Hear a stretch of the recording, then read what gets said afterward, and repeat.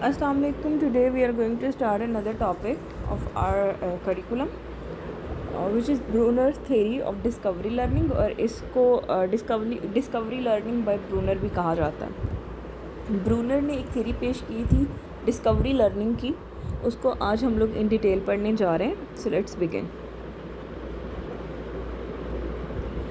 According to Jerome Bruner, इनका जो पूरा नाम है वो जेरोम ब्रूनर है, learning is an active process. Bruner के अकॉर्डिंग लर्निंग जो है वो एक एक्टिव प्रोसेस है। Child is active learning and he can build his knowledge. Child एक एक्टिव लर्नर है और वो अपना जो नॉलेज है उसको खुद से बिल्ड कर सकता है on the basis of current और पास्ट एक्सपीरियंसेस। किस बेसिस पे? करंट नॉलेज और पास्ट एक्सपीरियंसेस के नॉलेज से, बाय हिमसेल्फ लाइक पियाजे ने भी एक डिस्कवरी इसकी लर्निंग की थ्योरी पेश की थी, उसको भी पढ़ेंगे। तो इन्होंने यहाँ पर एक एग्जांपल मैंने देने के लिए साथ में इसको लिंक कर दिया कि पियाजे ने भी इसी तरह की एक लर्निंग की थ्योरी पेश की थी। पियाजे की कॉग्निटिव लर्निंग की थी basically. So he had a constructive approach. तो इसकी जो अप्रोच है वो कंस्ट्रक्टिव अप्रोच है, मतलब कंस्ट्रक्टिव से आप कंस्ट्रक्ट का मतलब जो है उसको देख लें कि ये जो इसकी लर्निंग है वो कंस्ट्रक्ट होती है। कंस्ट्रक्ट का मतलब बनना।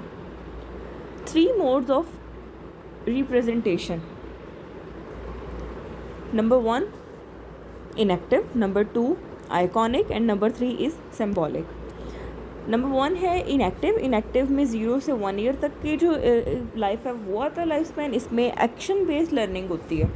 Child learns about the world through actions and motor activities. Motor activities का मतलब यही है कि मोटर एक्टिविटीज़ वही होती हैं जो कि हम लोग मूवमेंट के थ्रू करते हैं, लाइक हाथ हिलाना, किसी चीज़ को पकड़ना, किसी चीज़ को टच करना, ये बॉडी मूवमेंट जितनी भी थी मोटर लर्निंग में आती है। Child learn about the world through action and motor activities. It is concrete learning. इसको कंक्रीट लर्निंग का नाम भी दिया गया है। इनएक्टिव प्रोसेस में ये होता है कि चाइल्ड जो है वो एक्शन बेस्ड लर्निंग करता है और मोटर स्किल्स जो हैं वो उसकी यूज़ होती है। मोटर स्किल्स की एग्जांपल मैंने बता दी कि चीज़ को पकड़ना, टच करना, हैंड को बेंड करना, ये सारी मोटर एक्टिविटीज़ हैं, जंप करना, ये सब कुछ। Number 2 is iconic. इसमें जो एज है वो 1 से 6 ईयर है और इसमें होती है विजुअल लर्निंग। विजन की लर्निंग होती है यहाँ पे। Child learn from images, models, pictures etcetera. It is pectoral learning. Pectoral learning मतलब जो लर्निंग हम लोग पिक्चर्स के थ्रू करते हैं। चाइल्ड जो है विजुअल लर्निंग करता है जब वो चीज़ों को देखता है, पिक्चर्स को देखता है, कलरफुल चीज़ों को। इसीलिए ये जो एरा है इसको मॉन्टेसरी लर्निंग का नाम भी दिया जाता है या किंडरगार्टन का नाम भी दिया जाता है। तो उसमें सबसे ज़्यादा जो चीज़ होती है उसको कलरफुल चीज़ें दिखाई जाती हैं, इमेजेस के जरिए उनको पढ़ाया जाता है, कार्ड्स के थ्रू पढ़ाया जाता है, चार्ट्स के जरिए पढ़ाया जाता है। और इस एज में बच्चों की बुक्स अक्सर कही जाती हैं कि कलरफुल होनी चाहिए, क्योंकि बच्चे जो हैं वो पिक्चर्स के थ्रू ज़्यादा बेहतर तरीके से सीखते हैं, क्योंकि उनकी जो लर्निंग होती है वो विजुअल हो रही होती है 1 से 6 ईयर के बिटवीन। और इसको आइकॉनिक लर्निंग कहा जाता है। नंबर 3 है सिम्बॉलिक। सिम्बॉलिक 7 ईयर से अबव तक है और इसकी जो लर्निंग है वो लैंग्वेज के थ्रू है।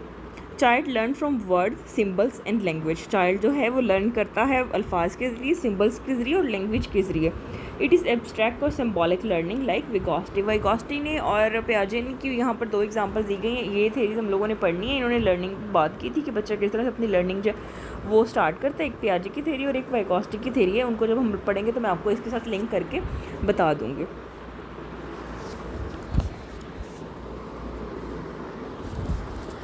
Next is scaffolding by Bruner. Bruner ने स्केप फोल्डिंग का एक कॉन्सेप्ट दिया था। वो कॉन्सेप्ट क्या था और उसकी एक्सप्लेनेशन हम पढ़ते हैं, फिर आपको इसकी समझ आ जाएगी।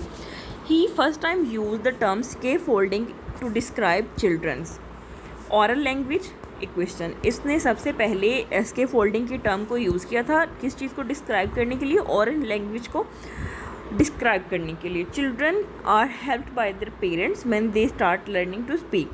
चिल्ड्रन जो हैं वो अपने चिल्ड्रन जो हैं वो अपने पेरेंट्स से हेल्प लेते हैं या फिर पेरेंट्स उनकी मदद करते हैं जब वो अपनी लर्निंग स्पीक्स के थ्रू करते हैं, लैंग्वेज के थ्रू करते हैं। ओबियसली बच्चे जो हैं वो अपने पेरेंट्स से ही सीखते हैं, इसीलिए कहा जाता है कि जो घर है वो बच्चे का पहला स्कूल है, या फिर माँ की गोद को या फिर घर को कहा जाता है। तो माँ की गोद में वो घर पे ही रह रहा होता है, घर पे जो उसकी लैंग्वेज होती है उसके थ्रू जब बच्चा वो सीखता है तो उसको जो लर्निंग होती है वो पेरेंट उसको बोलने में हेल्प कर रहे होता है, क्योंकि जब वो पहले सुनता है वही सब कुछ बच्चा बोलता है जो कि उसके पेरेंट्स बोल रहे होते हैं, वो अपनी मदर टंग को ही बोलता है। ये इसकी सबसे बड़ी एग्जाम्पल है कि वो पेरेंट्स से सीखता है। Their parents tell them bedtime stories and read aloud before children to help them in language acquisitions. Parents जो हैं बच्चे को बेड टाइम स्टोरी सुनाते हैं और इसको अलाउड पढ़ते हैं, थोड़ा ज़ोर से पढ़ते हैं, जैसे मैं अभी आपके लिए बोल रही हूँ, बिल्कुल ऐसे ही पेरेंट्स बच्चों को बेड टाइम स्टोरी सुनाते हैं ताकि उनकी जो लैंग्वेज की जो प्रॉब्लम है उनको लैंग्वेज डेवलप करने में उनको हेल्प करने के लिए, जो उनकी बच्चों की हेल्प करने के लिए उनको स्टोरीज सुनाते हैं और उनको ऊंची आवाज़ में स्टोरी सुनाई जाती है ताकि बच्चों की जो लैंग्वेज है वो डेवलप हो सके। Spiral curriculum, Bruner gave spiral curriculum और स्पाइरल सीक्वेंस। ब्रूनर ने स्पाइरल करिकुलम पेश किया था या फिर इसको स्पाइरल सीक्वेंस का नाम भी दिया गया। यहाँ पर एक साइड पे मैंने एक इमेज बनाई हुई है। स्पाइरल का मतलब है ये बिल्कुल इस तरह से स्पाइरल की तरह होती है जैसे हमारी रीढ़ की हड्डी होती है, बिल्कुल इस तरह से उसने एक करिकुलम पेश किया था जिसको उसने स्पाइरल करिकुलम का नाम दिया था। उसके स्पेसिफिकेशंस क्या उनको पढ़ लेते हैं।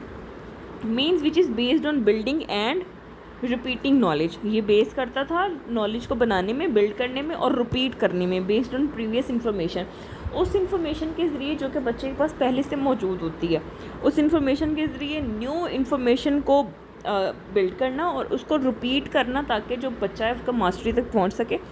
इसको उसने स्पाइरल करिकुलम का नाम दिया। Moving from simple to complex, simple to complex का मतलब ये है कि पहले वो चीज़ें, उन चीज़ों को डिस्कस करना जिनके बारे में बच्चा पहले से जानता है और फिर उन चीज़ों की तरफ जाना जो कि कॉम्प्लेक्स है, जो कि उसके लिए मुश्किल है।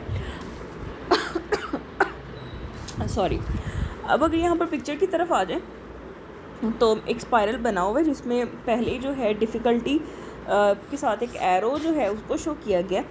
स्पाइरल न्यू कंटेंट, पहले जो इन्फॉर्मेशन होती है बिल्कुल नीचे जो होती है वो आ जाती है सिंपल चीज़ें, उसमें ये सारी चीज़ें नॉलेज आ जाता है जो कि बच्चे को पहले से मालूम होता है। फिर आ जाता है न्यू कंटेंट, न्यू चीज़ें जो हमने बच्चे को सिखानी है न्यू करिकुलम में, वो न्यू कंटेंट आ जाता है। फिर उसकी रिवीजन कराई जाती है। जो न्यू कंटेंट है उसको रिवाइज इसलिए करा जाता है क्योंकि बाय लर्निंग और by doing again and again child can learn very easily. New content को रिवाइज कराया जाता है ताकि रिवीजन के साथ उसको पढ़ाया जाता है ताकि वो उस चीज़ में मास्टरी गेन कर सके। Hope you have understand the topic well. If you have any problem you can ask me.